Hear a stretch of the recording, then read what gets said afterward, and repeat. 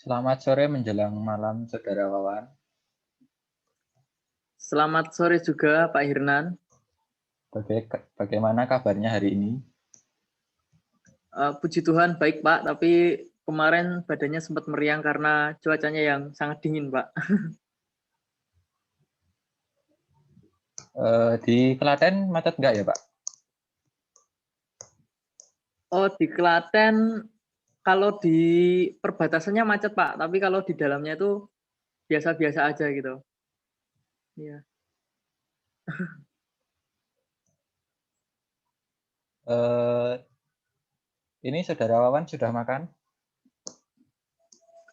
Sudah Pak, barusan tadi dibelikan mie sama Ibu. Bapak sudah makan? Kalau saya sudah. Oh iya, berarti siap ya Pak ya untuk anak ya. Wah, siap. Ya. Pada hari ini, seperti yang ditugaskan,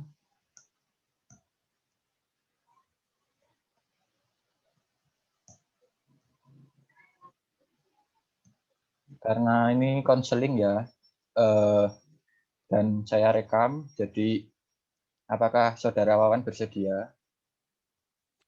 Bersedia Pak.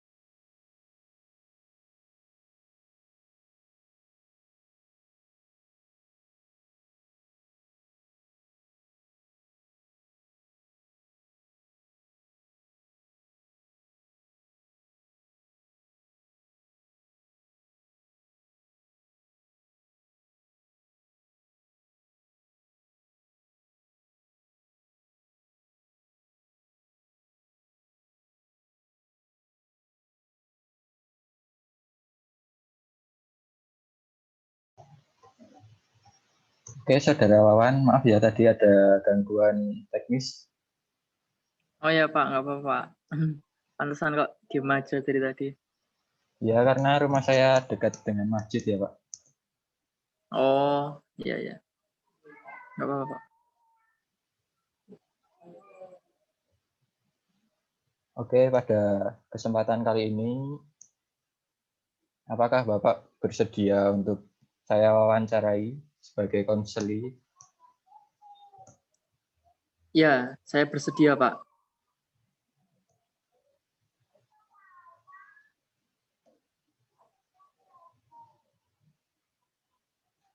Oke ya, kita mulai sekarang ya, Saudara Wawan. Ya, siap.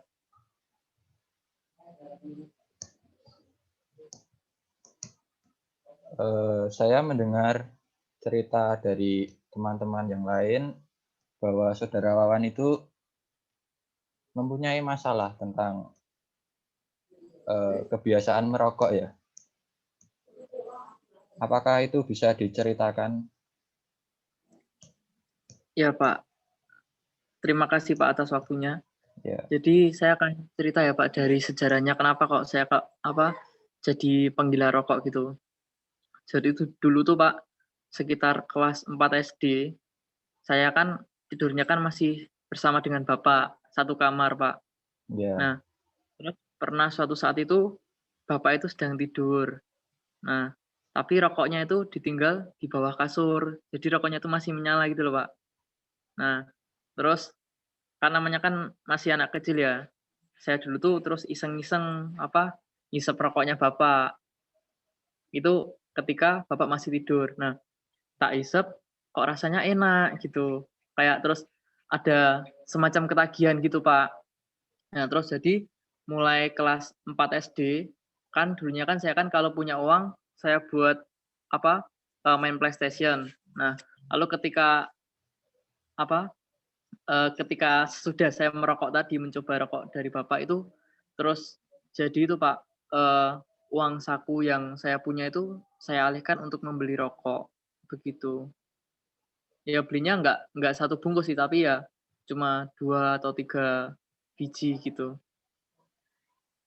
begitu. Terus biasanya saya tuh merokoknya di gudang, Pak.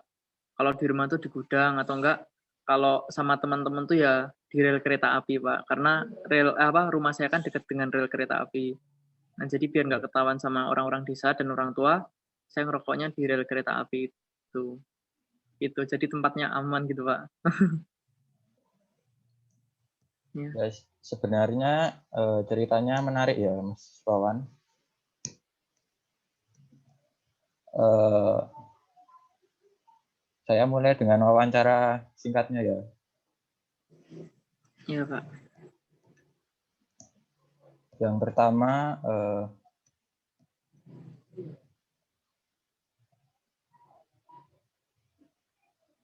tadi sudah dijelaskan ya. Pertama kali merokok itu kan SD ya. Ya, SD kelas 4, Pak. Dan itu awalnya coba-coba ya. Iya, betul, Pak.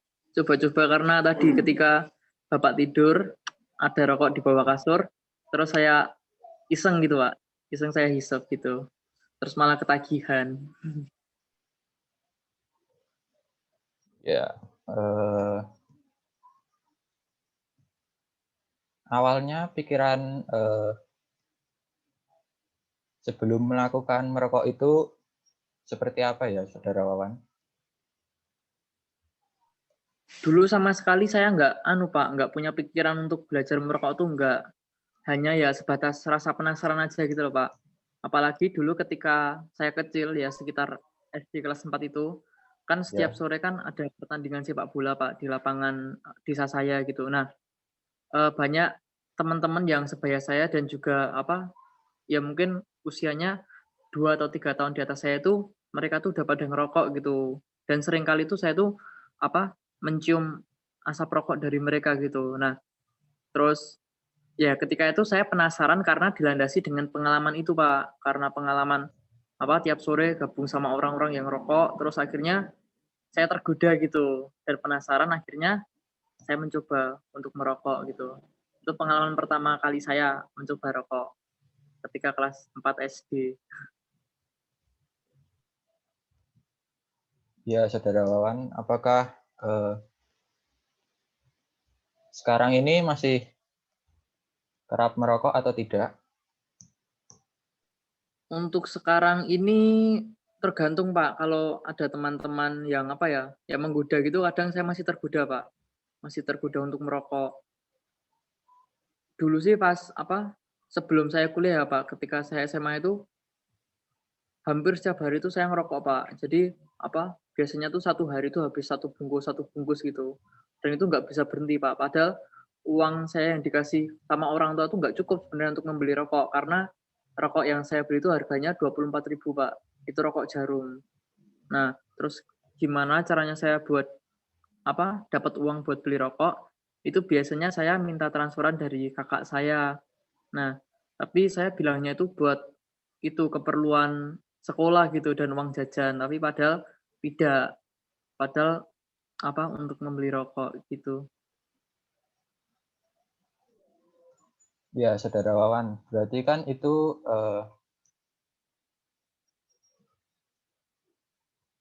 sudah melakukan tindakan berbohong ya?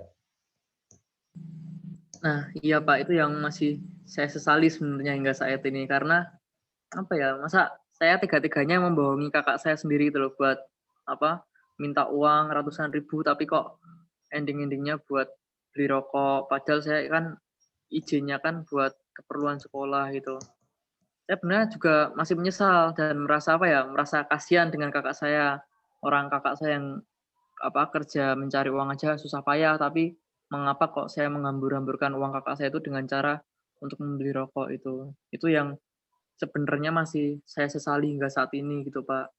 Jadi nanti mungkin Bapak bisa menasihati saya atau memberi masukan supaya saya bisa sungguh menyesali dosa-dosa saya dan untuk kedepannya dapat bertobat gitu Pak, supaya tidak berbuat bohong lagi. Ya, Saudara Wawan, apakah mempunyai niat untuk berhenti merokok? Dalam nama Tuhan Yesus Pak, niat itu pasti ada Pak. Tapi untuk berhenti secara total 100% itu masih susah bagi saya. Karena Bapak sendiri kan juga tahu kehidupan mahasiswa zaman sekarang kan banyak sekali Pak yang ngerokok. Jadi kalau saya tidak merokok itu rasanya sangat mustahil sekali gitu Pak. Susah. Ya, Saudara Wawan. Pertanyaan berikutnya, apakah ada komitmen untuk memperbarui tindakan yang pertama kali dilakukan adalah berbohong, kemudian perilaku merokok?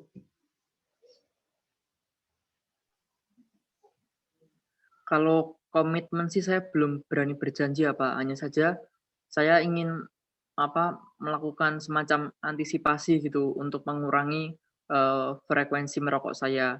Yaitu caranya dengan saya bergabung dengan teman-teman yang tidak merokok Pak.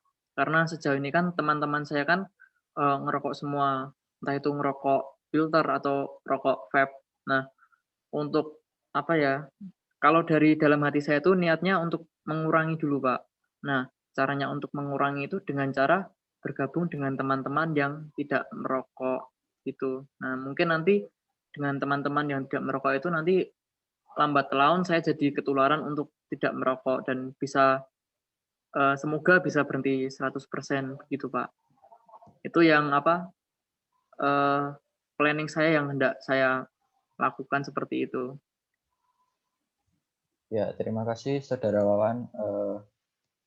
Kemudian, apakah orang tua itu mengerti atau mengetahui bahwa anaknya itu melakukan tindakan merokok?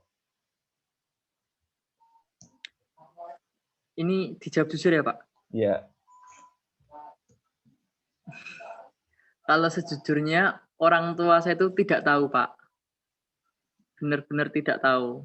Ya, karena Bapak kan tahu sendiri, saya kan udah cerita di awal tadi, saya tuh ngerokoknya itu selalu di luar rumah, ataupun kalau di dalam rumah itu paling di gudang rumah atau di kamar mandi, Pak. Supaya aroma rokoknya itu tidak tercium.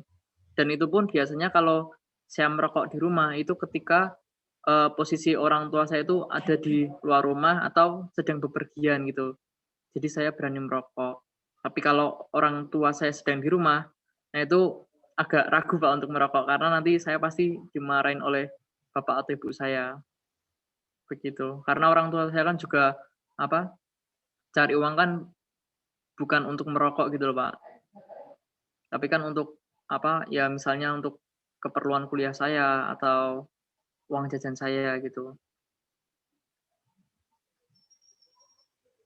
ya, Saudara Wawan, apakah pernah merasa menyesal melakukan tindakan merokok?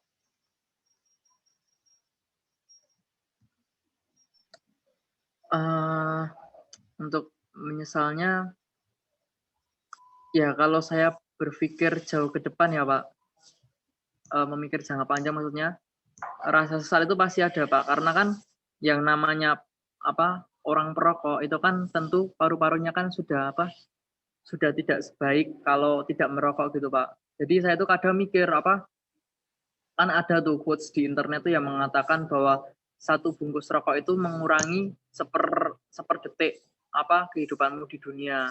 Itu kan menurut penelitian kan benar. Nah, padahal kalau dihitung-hitung ya Pak, sejak kelas 4 SD hingga saya kuliah ini saya udah menghabiskan berapa batang rokok Pak. Itu kan udah banyak sekali kan.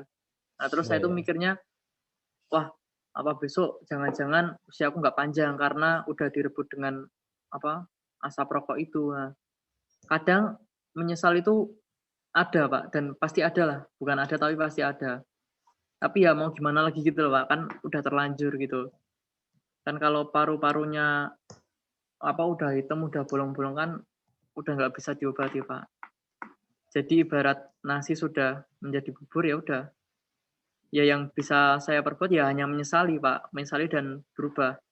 Tidak bisa membalikkan paru-paru saya, sesempurna yang dulu sebelum saya merokok, gitu.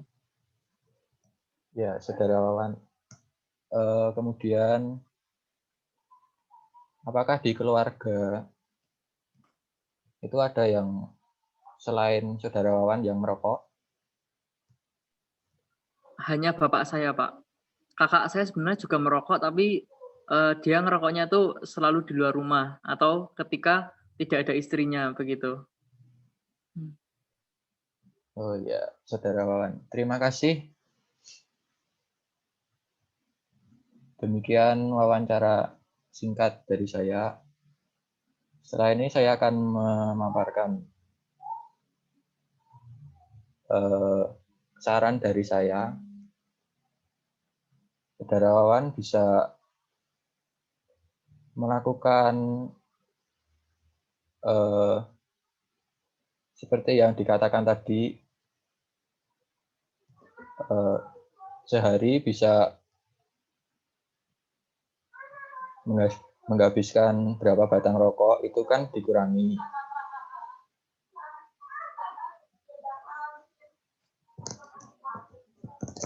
Saran saya, kalau punya niatan untuk berhenti merokok itu,